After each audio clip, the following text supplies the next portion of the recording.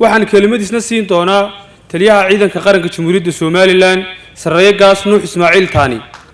madaxweynaha Jamhuuriyadda Soomaaliland mudane Muuse Biixi Cabdi xubnaha golaha wasiirada barasaabka gobolka Saaxil taliyaasha ciidamada saraakiisha kulliyadda ardayda qalan jabinaysa dhammaanba assalaamu calaykum waraxmatullaahi wabarakaatuh.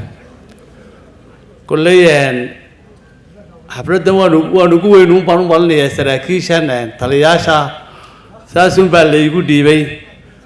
waxaan hambalyanayaa dhammaan saraakiisha ka baxaysa kulliyadda wixii dardaaran ahaa waa laydii siiyey oo amba gabay baa laydigu siiyey amba raggii halkan ka hadlay baa idin siiyey.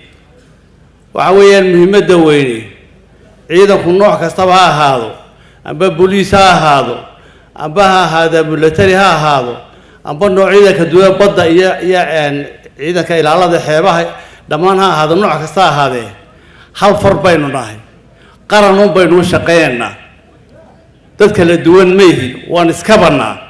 marka meelaad joogtaan meel kastood joogtaan iyo gobolka kastood joogtaanba dad isku duuban oo qaranka u shaqeeya oo aan kala nooc ahayn inaad ogaataan ayaa muhiim ah. kuwa maanta laascaanood jooga nooc kastaba ahaadee way isku duuban yihiin, kuwa saaxil jooga way isku duuban yihiin. sidaas oo kale inaad noqotaan baa la doonayo oo laydii kala jiidan oo nooc-noocaan laydii sheegin, waayo hal far un baynu nahay. waxaana madaxinoo ah madaxweynaha Jamhuuriyadda Soomaaliland oo taliyihii guud oo ciidamada oo dhan ah. halkaasaan kusoo ururaa. waxaan aad ugu faraxsanahay waan daawanayay gaardigiinii iyo wixiina aad baa u wanaagsanaydeen. kulley waxaan islaahay maanta qolooyinka iyagii xagga waxoogaa baad kaga wanaagsanaydeen xagga gaardiga markaan eego,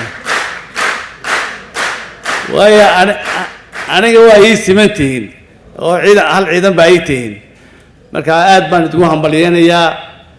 iska ilaaliya qodobkii la lahaa in laydin kala jiito ree hebel iyo ree hebel waxaa laydinla yimaaduun iska ilaaliya.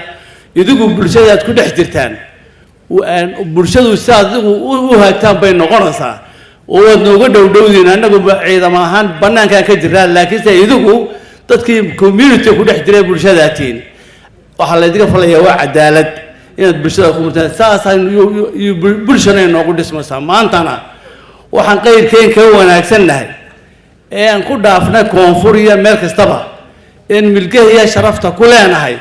waxa weeyaan inamadeenna ina adeecay ee ina yeelay ee qorigood iyagu weliba qorigoogii wataa qorigoogii iyo naftoodii inagu caawiyey ee yidhi anna way kan qorigaygina waa kan ee amaradii qaaday ayaynu kaga sarraynaa oon kaga milga roonnahay kuwii aynu ka nimid ee ka soo goosannay ee ina xumeeyey oon maanta inagu sharaftaa ku leenahay.